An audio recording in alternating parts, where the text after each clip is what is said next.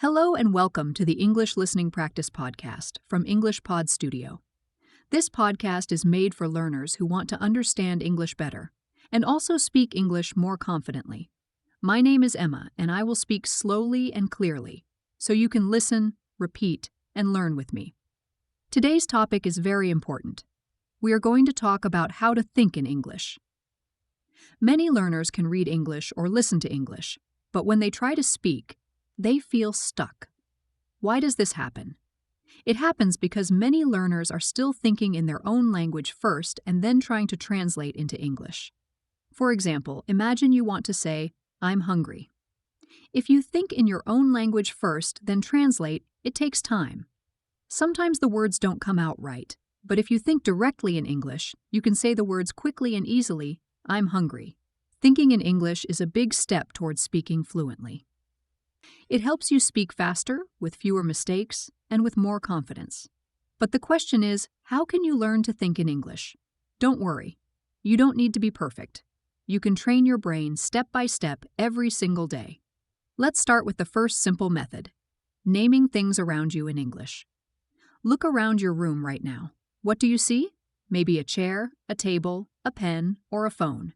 Instead of thinking in your own language, try to say the words in English in your mind. Chair, table, pen, phone. You can even make small sentences. This is my chair, the table is brown, I see my phone. This is a very easy practice, but if you do it every day, you will start to think in English more naturally. The second method is describing what you are doing. For example, if you are making breakfast, you can think in English. I am cooking eggs. I am making tea. I am eating bread. If you are walking outside, you can think I am walking to the bus stop. I see a car. The sun is bright today. This practice is powerful because it connects your daily life with English words. You don't need to say it loudly. You can just think it quietly in your head. The third method is asking yourself small questions in English. For example, you can ask, "What am I doing now?" And then answer, "I am reading, I am listening, I am working." Or you can ask, "What will I do later?" And answer, "I will eat lunch, I will call my friend, I will watch TV." When you do this, it is like having a little English conversation inside your mind. It may feel simple, but it is a very good way to train your brain. These 3 steps, naming, describing, and asking, are the beginning of thinking in English. If you do them often, English will start to feel more natural. Now let's go a little deeper. The next method is using short stories in your mind. This is a fun exercise. For example, imagine you are walking to the bus stop. You can tell a short story in English in your mind. I am walking. The bus is coming. I see 2 people waiting. They are talking. The bus stops. I get on. I sit down. You see, it is like telling a little movie of your life in English. It does not need to be long or complicated. The sentences can be short and simple. But the more you practice this, the easier it becomes to think in English naturally. Another method is using daily reminders. You can put small notes in your home with English words on them. For example, on your door you can write door. On your mirror you can write mirror. On your desk you can write desk. When you see these notes, your brain will remember the English word. Slowly, your brain will start to use the English word first, instead of your own language. Now let's talk about an important point. Stop worrying about mistakes. Many learners are afraid to think or speak in English because they want to be perfect. But perfection is not the goal. The goal is practice. When you think in English, it is okay if your grammar is not perfect. It is okay if your sentence is not perfect. What is important is that you are training your brain to use English directly. For example, maybe you think, "She go to school."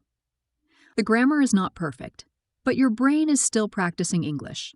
Later, when you study more, you will learn, "She goes to school." But if you wait for perfection, you may never start thinking in English. So, let mistakes happen. They are part of learning. Another useful idea is shadowing. Shadowing means listening to short English sentences and repeating them at the same time. For example, you listen to a podcast or a video. The speaker says, "I am reading a book." You repeat, "I am reading a book." This method is powerful because it trains your brain to copy the rhythm of English. The more you do it, the more natural your thinking will become. Here's another tip.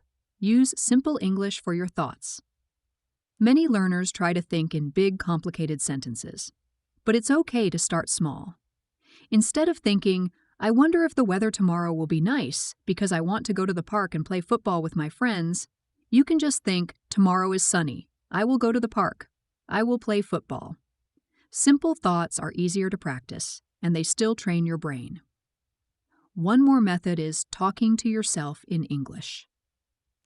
This may sound strange, but it really works. You don't need to talk loudly in front of other people. You can do it quietly in your room. For example, you can say, I am cleaning my room. I like this song. I feel tired. These small sentences are like little exercises for your mind. Thinking in English is like building a new habit. At first it feels difficult, but if you do a little every day, it becomes easier and easier. Now let's go further. One very helpful method is using your imagination in English. You don't need to only think about real things. You can also imagine situations and practice in your mind. For example, imagine you are in a restaurant. Think in English. I want chicken. Can I have some water? The food looks good. Or imagine you are meeting a new friend. Hello, my name is Anna. Nice to meet you. Where are you from? By practicing these situations in your imagination, you are preparing for real life. Another method is reading short English stories and retelling them in your own words. For example, after you read a short story, close the book and try to say in English what happened. You don't need to use the exact words. Just explain in your own way. The boy went to the park. He played football. He was happy. This helps your brain to remember English in a natural way, not by translating word for word. Let's talk about something important. Patience. Many learners want to think in English quickly, but this takes time. When you were a child, you did not learn your first language in one day. You listened, repeated, and practiced for many years. English is the same. If you practice a little every day, you will see results. If you expect results in 1 week, you may feel disappointed. So be patient and kind to yourself. Another tip is to surround yourself with English. The more English you hear, the more your brain will start to think in English.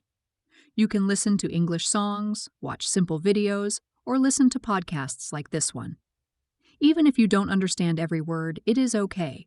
Your brain is still learning. Over time, you will notice that English words come to your mind more quickly. You can also set a daily goal. For example, decide that today you will think in English for 5 minutes. Tomorrow, try for 10 minutes. Step by step, it will become easier. The important thing is not to stop. A little practice every day is better than a lot of practice only once a week. Finally, let's remember, thinking in English is not about being perfect. It is about building a new habit. At first, your sentences may be simple. At first, your grammar may not be correct. But that is okay. The more you practice, the more natural it will feel. One day, you will notice that you are not translating anymore. You will notice that English words just come to your mind. And that day, you will smile because you will know you are thinking in English. Now let's make a short recap of everything we learned.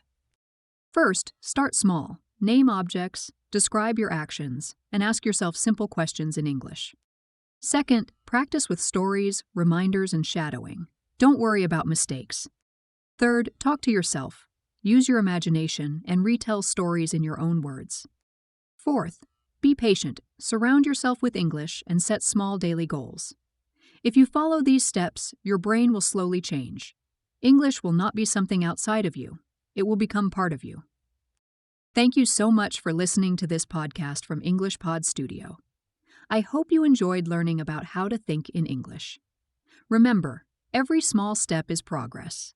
Every little effort helps. Keep practicing, and soon you will think, speak, and live more confidently in English. See you in the next episode. Until then, keep learning, keep smiling, and keep thinking in English.